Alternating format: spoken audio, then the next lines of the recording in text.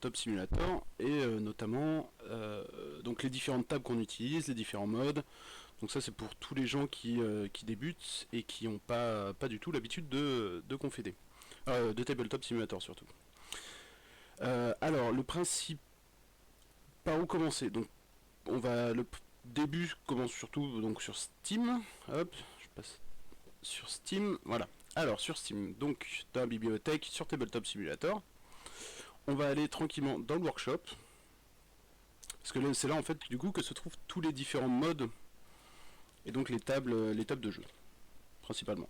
Donc en cherchant confédé avec les accents, sinon on n'a pas du tout, on tombe sur toutes les tables, donc les différents scénarios qu'on a mis en place, et aussi donc une table pour tout ce qui est matériel, cartes, etc. Et une carte pour créer les scénarios, enfin juste des petites bases. Donc la table de création, la table de matériel et des figurines, comment la récupérer? Bon, juste pour l'avoir, il y a juste, une fois qu'on a cliqué dessus, à cliquer sur le bouton s'abonner. Ça va apparaître après plus tard dans Tabletop Simulator. Voilà, et donc du coup la même chose pour les scénarios. Donc là je suis déjà abonné, mais du coup si on arrive qu'on clique sur s'abonner, ça va permettre après d'avoir la table sur Tabletop Simulator. Donc repassage sur Tabletop Simulator, où est-il? Il est là. Tac.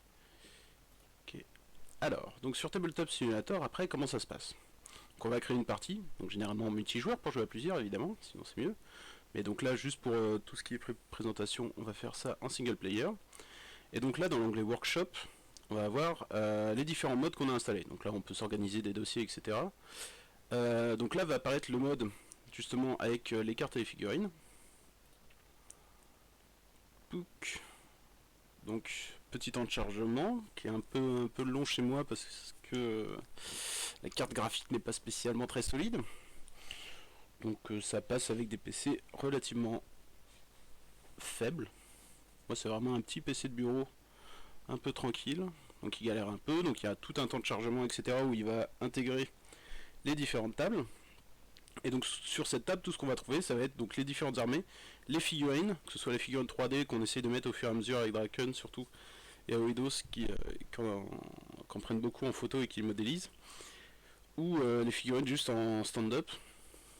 On va avoir pas mal d'autres petits trucs. Donc là sur le côté par exemple sur la droite, là c'est les différents jetons en cours de partie. Donc là il y a toutes les blessures, les gemmes, des dés, des pions de refus, un compteur de tours. Donc là pour l'instant il s'affiche toujours pas.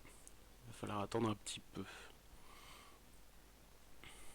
Enfin bref, ça rajoute tout l'environnement. Et du coup c'est aussi à partir de cette table là, enfin de cette table là qu'on chargera les différentes tables de jeu. Donc un petit peu de temps parce qu'il charge tous les éléments, mais une fois que c'est fait, c'est... Alors, avant de passer sur ça, donc là, les cartes et les figurines, donc rangées par peuple. Pour récupérer les cartes dont on a besoin, on fait un petit search. On peut taper du coup le nom de la carte, par exemple, si en griffon on a besoin des conscrits, on tape conscrits, donc là il y a différents, conscrits épée, masse, etc. Et pareil pour les figurines, donc les figurines elles sont rangées au sein de chaque armée et nommées. Pareil, à chaque fois qu'on ouvre un sac, il va charger les différents éléments qu'il y a dedans, et pas tout charger dès le début pour les sacs dont on n'aurait pas besoin plus trop. Donc pour les fournis, donc notamment pour tout ce qui est Alan et Keltois, il y a encore beaucoup de proxys à utiliser. Mais voilà, donc là les pions pièges, des pions, là on a mis un début de sac à token, parce qu'on crée pas mal de tokens au fur et à mesure. Les murs pour les sorts de murs, donc là c'est les cartes de Cadwallon qui sont regroupées par guide. Des petits sachets qui servent plus ou moins à rien. Une carte de référence à la bonne taille, parce que les cartes d'état sont pas forcément à la taille des cartes de confrontation, pour les sorts qui utilisent des cartes, etc. Et donc là, donc comme je disais, on a les différents tokens en cours de partie. Un compteur de tours, juste pour regarder. Ça c'est pour gérer la pioche, les cartes qu'on a en réserve et les cartes qu'on a à jouer. Ça sert pas forcément à grand chose, hein, mais bon. Et un lanceur de dés automatique, pour pouvoir jeter les dés au fur et à mesure de la partie. Donc il y a différents dés. Donc on a différentes illustrations dessus. C'est pas forcément foufou, mais au moins ça a le mérite d'exister. Et sur des stats. Partant de ça, donc après, une fois qu'on a fait notre compo, qu'on a sorti les figurines, les cartes, on va avoir les scénarios, donc la fois. Et comme ils sont issus du workshop, on fait pareil, donc on va dans le workshop, donc là c'est tous les scénarios.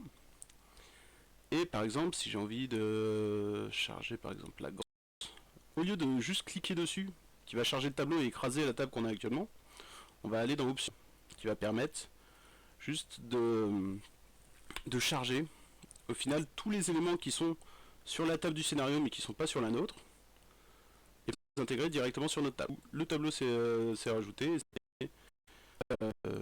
le scénario s'est rajouté, donc la table du scénario, et les règles du scénario. Alors, donc ce qu'on utilise beaucoup, c'est des scénarios déjà préconstruits, avec les décors qui du coup sont fixes, etc. Mais il y a possibilité complètement de créer d'autres tables de jeu. Et du coup, pour créer ces autres... Non, pas ici. On a une petite table de création.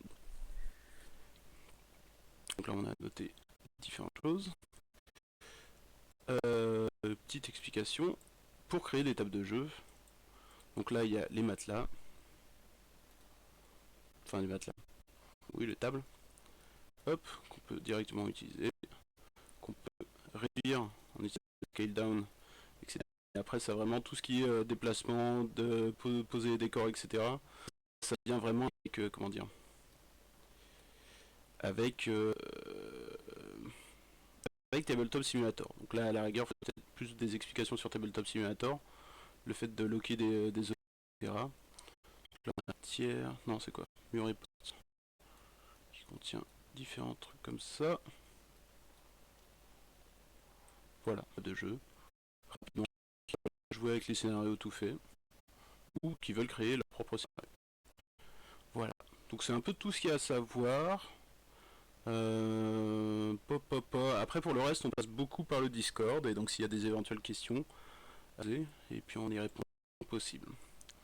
Voilà. Bon bah salut à tous et à une prochaine.